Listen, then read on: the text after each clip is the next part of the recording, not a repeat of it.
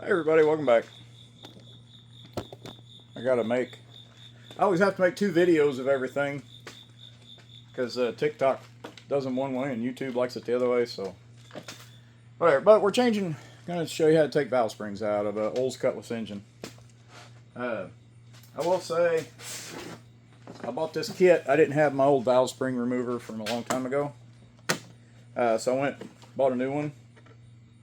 Well, I will say, I don't like these. The way this, you put it on, you know, it's like that. I'll just do it up here. It's like that, and then you got these that screw in both ends, and then you pick what size you need here, and it clips on there, and you got one on each side.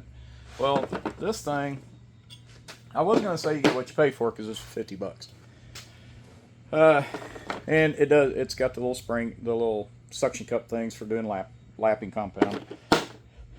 But this thing, these kept spreading. It wouldn't compress the springs I had, so I got about right in here.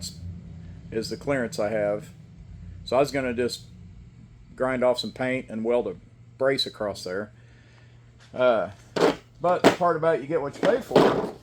This was 50 bucks, and I was getting ready to modify it. Well, I went to Harbor Freight because I was going to buy one of those. It's an old, you have to look it up. I didn't get one. It's an old clamp style. It looks like a gigantic vice grips and C-clamp had a baby, and it comes down. And that's what I always used in the past. Well, and I went to Harbor Freight to get one. They said they had them. But I ended up getting this because I thought I'd give it a try.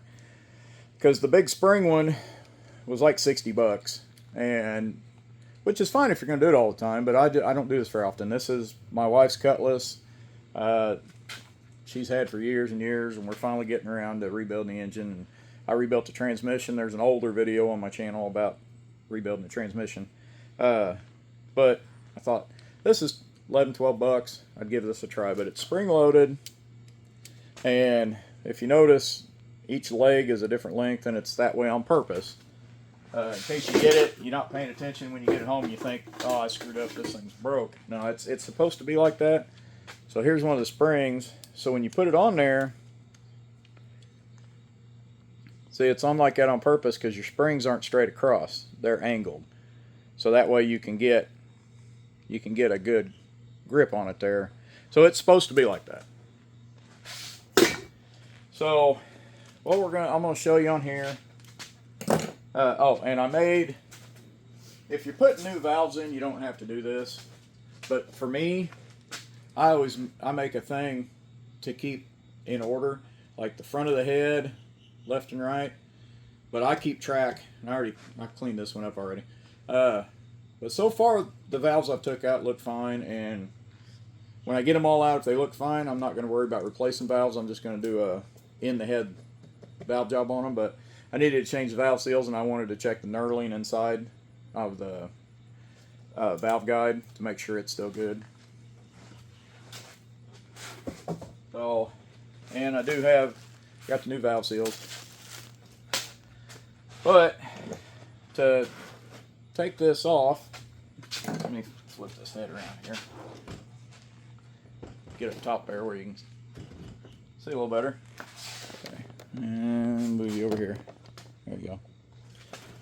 Okay, so take that and make sure you screw this back all the way so this is up as high as it'll go. Gives you more room to get more spring. But compress it, set it in there, and sometimes if you're like right here, it's setting, you can't see it very good, but it's setting crooked. So you turn it until you're setting pretty even. Now remember, these heads have been on this car. Car's 54 years old, and I don't know how long the engine had been put together before that. I'm assuming not very long, but so it's at least 54, 55 years old. Long these keepers have been in here. So now you spin that down, and these teeth in here, these teeth in there catch on this that sits on top of the spring. Okay. And then this particular one's got a hole in the end for a 1/4 inch ratchet to go in. And it's weird, that other one would bow tensioning these, but this little thing, it's just like that brake caliper tool. You know, you wouldn't think you'd get that much torque on it, but you can turn a lot by hand just with that little handle. This one has the option for the ratchet, so I'm using it.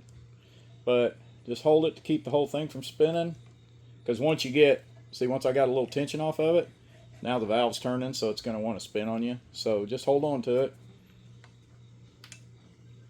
and it'll compress that spring, and you go until she gets tight. Take that off so it's out of the way. Now you can see the valve's got a nice spin to it. Well, like I said, this is 50 some years old of that keeper sitting in there.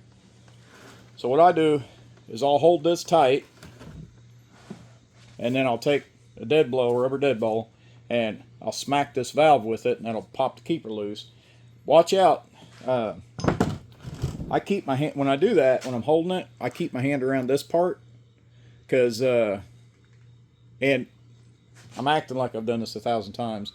I've done this a bunch, just not with this kind of tool, but I've learned on the first couple I did, keep your hand around it like this, because I've had a couple of them that the keeper took offline when I smacked this, but you just give it a good pop while you're holding that compressor,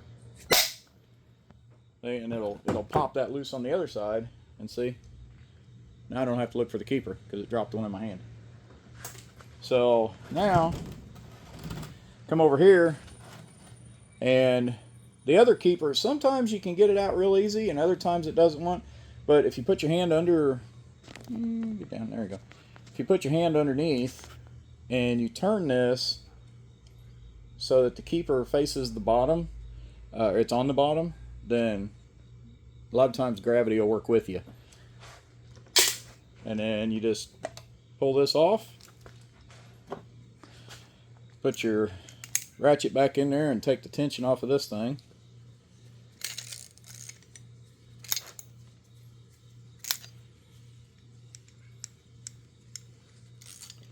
There you go. Got the tension off the spring. Now you can just twist the spring out and it'll pop right out. I am going to check the tension on these to see if they're worth reusing or not. If they're within factory specs, I ain't gonna worry about changing them. But I will test them before I put them back in. And then I'll take that same dead blow, and because this valve seal right here is, like I said, 50 some years old, so it doesn't want to come off very good because it's very, very hard. The rubber is hardened a lot. So I'll just take the dead blow and pop the valve a couple of times. Comes out this, and you can tell this is very, it doesn't like the, it's not very flexible. So take the valve out and I'll clean it up, but the valve looks real good. And then something, since I flip sides on the head, something you gotta watch out for is to not put it in the wrong spot. I don't put it here because I flipped the head over, so it actually goes up here. Okay, so make sure you pay attention to that, because that'll burn you. And then, like I said, I know you guys can't see it, but inside of here, I can still see the lines cut in that, the knurling. I can still see that. I don't like this holder. There, crooked. There you go. Still crooked. Oh well. I don't like the. I don't like that holder, but the knurling. Guys are going to tell me to keep doing AI. The knurling inside of these is still good, and that knurling, it just allows a passage for the oil to go through. And the valves themselves are still nice and tight in there. Like this one, I can put it back in.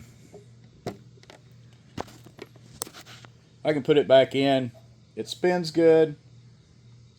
I can't even feel, I mean, just a slight amount of movement, which is fine, because I've had brand new valves that had more movement than this. But, and when I go do the valve job on it, I'll video that.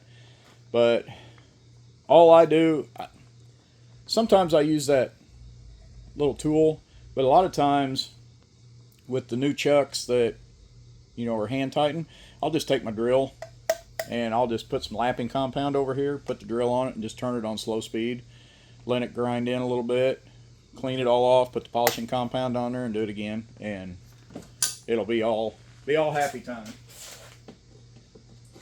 So I hope that helped. If that shows anybody that for any reason would want to know how to do this, and I'm all been outside all day working, stinky, sweaty, nasty. So, and if you don't mind, go watch my other videos. I know the AI videos aren't perfect, but I can't sing, but I like writing songs, so I use AI to put a voice to it. So I write the song, I use AI to do the song, the voice, and then I use another program to make a video out of it. And it's not perfect. The AI is not perfect by any means, but I also don't have one of the very expensive programs. So I appreciate you guys watching. Don't forget, like, subscribe, all that good junk. So thanks a lot.